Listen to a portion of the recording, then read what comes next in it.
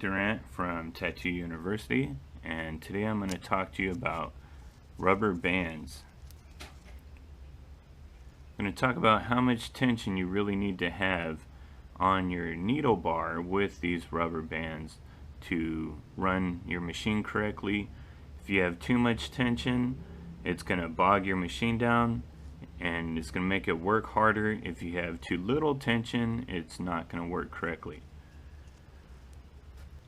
There's a lot of people who just throw a bunch of rubber bands on their machines and they got these things maxed out and they think that it's helping, and in fact it's actually hurting their process and making it so their machines have to work harder. You could have a situation where you need more rubber bands and you have situations where you need less. So I'm going to show you how to figure that out and the purpose for the rubber bands, because I don't think some of you guys are understanding exactly what the rubber bands are doing. When you get your needle, you bend the bar slightly in the middle. That gives it this curve, and what you want is for your needle, when it's in the tube, to sit right in the bottom of the tip, and you want it to have a little tension pushing down in the bottom to keep it in the bottom of the tip. You just want your group to sit in the bottom. When you bend your needle bar, what this is actually doing is, when you put a rubber band around it, you're bending it that direction. The rubber band is pulling it back the opposite direction, almost making it straight again, which leaves a little tension on your group to hold it in the bottom of the tip.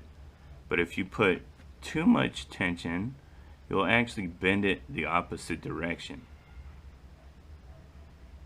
And you can see, instead of going down, that the group is actually going up. And this happens a lot with mags more than rounds, in my experience. So you want to put a bend in your needle bar, and then you just want to put just enough tension on that to hold it in the bottom of your tip. That's the purpose for the rubber bands. If your needle is moving around too much, it will spit ink everywhere and splatter ink, and it makes it more difficult to tattoo exactly where you want to tattoo because your needle's moving around too much. But with just the right amount of tension, your needle should be staying in the bottom of that tip, and you'll get more accuracy. Your lines will be straighter, they won't be as wobbly, and they'll be more solid. If any of you shoot pool,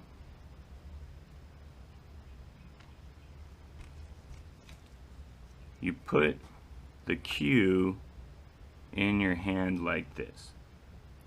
Actually hold it like this to keep your cue from moving around so you can get a straight shot.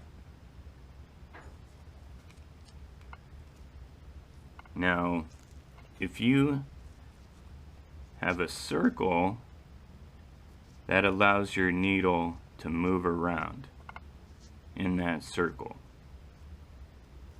But if you use a V-notch, your cue will sit right there and it won't move around. This is the same thing for needles. With a round, you can have movement unless you have the proper tension. With a diamond tip, your needle will sit right into that groove and you'll be more accurate because it won't move around. So what I actually do is buy a bunch of 9 diamond tips. because the shape of the diamond tip will actually keep your needle from moving around. And you can use anything from a 9 down to a 1 in this same tip. So instead of buying a bunch of different tips, I just buy a bunch of 9s and use them for everything when it comes to rounds. So one of the tricks to keep your needle from moving around with a round is to use a diamond tip. So mags are a little different. You want your mag to sit on the bottom of the tip, flush, straight across with the tip. And you don't want it to be up at an angle like this. You want it to sit flush in the bottom of the tip. So again, we put the bend in our needle bar like so. But what happens a lot is the rubber band pulls back and your needles go up instead of staying flat. So what I do is just actually tweak this needle group down just a little bit, and that will hold that needle group in the bottom of your tip. So the bar and just a little bit of the group will hold that into the bottom of the tip, and then you make sure that you don't use too much tension on your needles, and that will hold your group right down into the tip there. I get the question how to set up your machine and how do you know when it's running correctly. This is the way that I learned, is you turn your voltage all the way down and then you turn on the machine. So I have my foot on the foot pedal right now, the machine is on, and then I slowly turn up the voltage until the machine kicks on.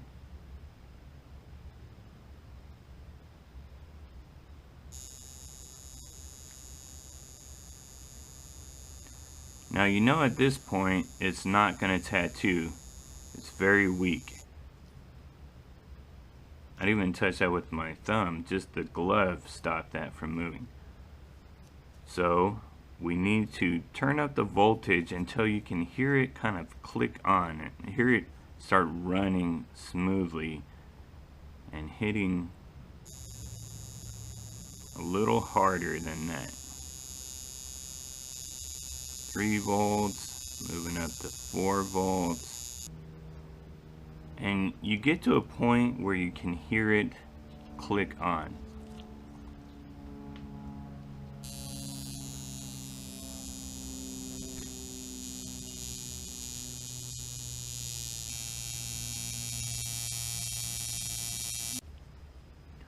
Once it reaches a point where you think it's running correctly, you need to put your thumb underneath the armature bar nipple and see if it's hitting hard enough to do the job you want it to do. If you need to pack a bunch of ink in with some really big mags, you need it to hit a little harder. If you're using a really small needle group, like a 3 round or something, you don't need it to hit as hard. So you just need to test it and see how hard it's hitting once your voltage, once you hear it and it sounds like it's running correctly.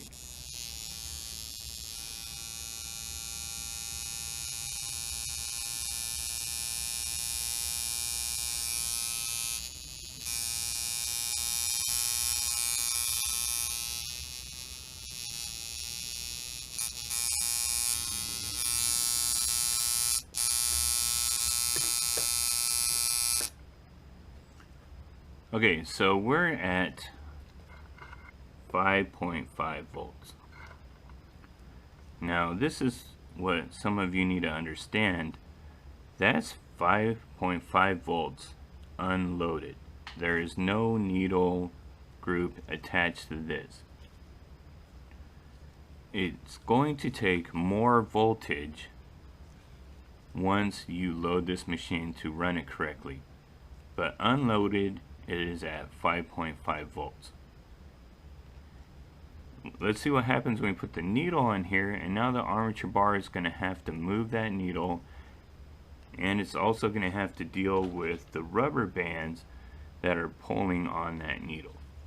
Here we are still at 5.5 volts, but now I have a needle and a tube on this, and I haven't added any rubber bands yet, but I'm just going to run it without any rubber bands.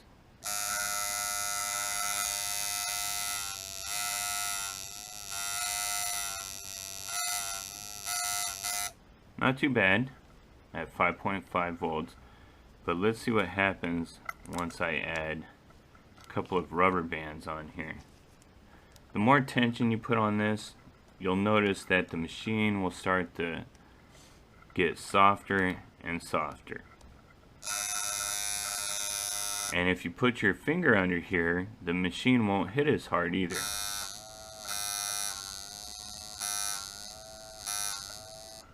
If I put too much tension on here, I'm going to double up this rubber band. So listen how the machine sounds now that I've doubled up this rubber band and put too much tension on it.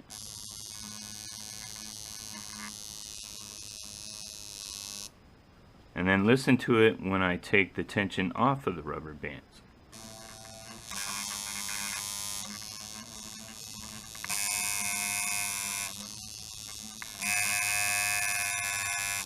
So we found out that before it was loaded, we wanted to run it at 5.5 volts. And we want to look for that sound again. And we want to hear the machine running correctly. So I'm going to take some rubber bands.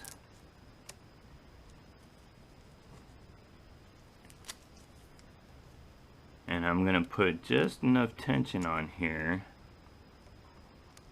so that it holds my needle in the bottom of my tip. And then I'm going to see what it sounds like.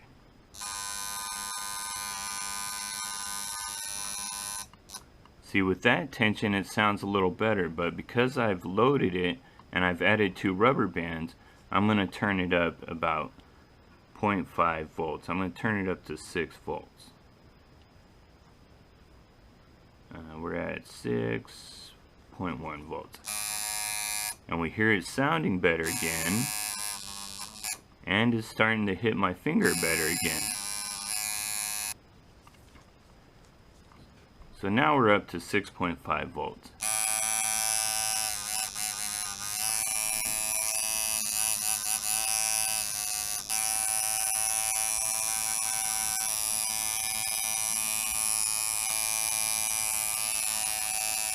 We're hitting nice and hard, and our needle is in the bottom of the tip, and we're good. We don't have a lot of tension on here. I just have 2 rubber bands holding that needle bar in the bottom of the tip. And this way my machine won't overheat. It's working, it's got just enough tension, it's not working harder than it needs to. That's what you want to look for in your rubber bands and how many rubber bands you use. So you don't always use the same rubber band. This is where you need to know your machine and how your machine works.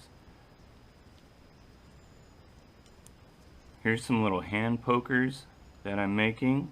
Maybe eventually, if things work out, I'll be able to sell these to you guys.